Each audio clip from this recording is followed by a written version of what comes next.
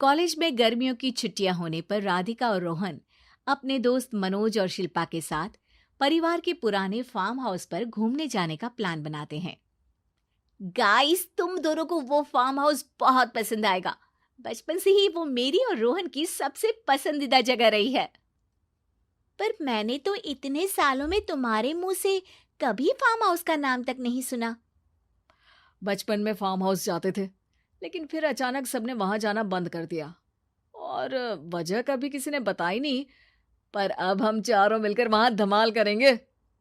इसी तरह बातें करते कुछ घंटों का सफर तय कर चारों शहर से दूर ऊंची पहाड़ी पर बने राधिका और रोहन के फैमिली फार्म हाउस पर पहुंच जाते हैं। वाह यार, ये तो बड़ा ही सुंदर है। पूरा घूमोगे तो और अच्छा लगेगा, लेकिन उससे पहले सब फ्रेशन अप हो जाओ, फिर साइट सीइंग के लिए जाएंगे। राधिका और रोहन अपने अपने कमरे में चले जाते हैं, लेकिन मनोज और शिल्पा घर में घूमने लगते हैं, जहां शिल्पा की टक्कर हॉल के बीचों बीच रखी एक पुरानी लकड़ी की कुर्सी से होती है। आह, लग गई रे माता, इस कुर्सी को बीच में किसने रखा हुआ है? अरे तेरे स्वागत के लिए भूत ने रखा होगा। ओए, तुझे बहुत हंसी आ रही है। जब खुद टकराएगा तो पता चलेगा। हाँ ठीक है, पर अभी तो इसे साइड में रख दे। शिल्पा कुर्सी को एक कोने में रख देती है और वो दोनों भी अपने कमरे में चले जाते हैं, जिसकी थोड़ी देर बाद चारों बाहर घूमने निकल जाते हैं। इसी तरह रात हो जाती है। फार्म हाउस में वापस आकर वे लोग सीधा सोने चले जाते हैं। आधी रात को मनोज की नींद खुलती है। बड़ी तेज प्यास लगी है, पानी साथ लेकर सोना चाहिए था। हाँ, अब रसोई तक जाना पड़ेगा। मनोज आंखें मलते हुए कमरे से हॉल में आता है और अचानक रास्ते में रखी कुर्सी से टकराकर जमीन पर गिर जाता है। अरे मर गया रे दादा। शिल्पा सही बोल रही थी, बड़ी तेज लगती है ये कुर्सी तो, पर इसे दोबारा बीच में किसने रखा? मनोज एक बार फिर उस लकड़ी की कुर्सी को कोने में रख पानी पीकर कमरे में चला जाता है। अगली सुबह जैसे ही चारों की नींद खुलती है तो उन्हें अपने बेड के पास साइड टेबल पर चाय का कप रखा मिलता है, जिसे देख वो खुशी खुशी चाय पीकर तैयार होकर कुछ देर बाद हॉल में मिलते हैं।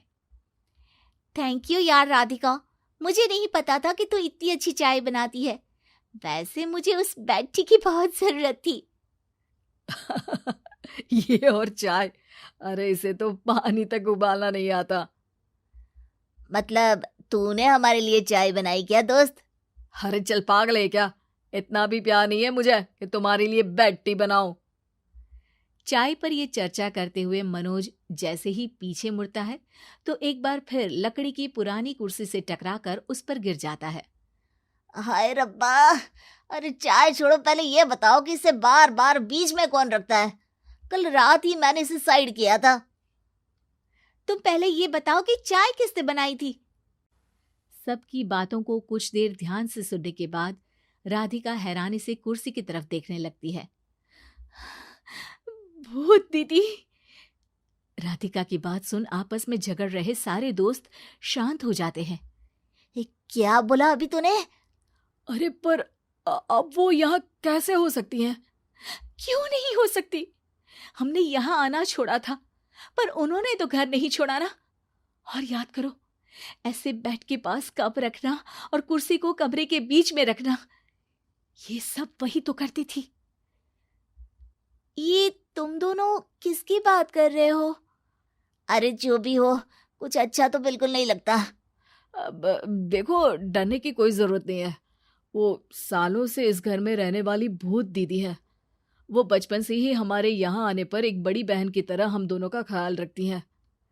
ओए, पगला गया है क्या? शिल्पा, मुझे यहाँ नहीं रहना, तू भी मेरे साथ ही चल। ये दोनों तो पागल हो गए हैं। जहां मनोज डर से वापस जाने की बात कर रहा होता है, वहीं शिल्पा अपने फोन में बिजी होती है।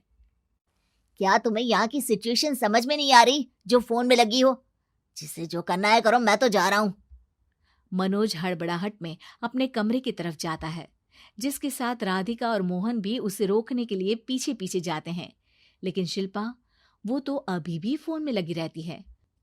कुछ देर बाद जब वो तीनों दोबारा हॉल में वापस आते हैं तो शिल्पा को सबके पैक्ड बैग्स के साथ देखकर हैरान रह जाते हैं।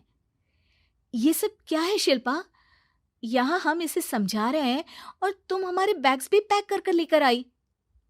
अरे आखिर में फोन से बाहर निकलकर कुछ किया तो सही इसने। दोस्तों देखो, कल से हम यहाँ हैं। भूत दीदी ने कुछ किया नहीं ना? फिर डर क्यों रहे हो?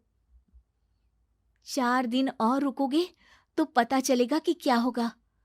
मतलब?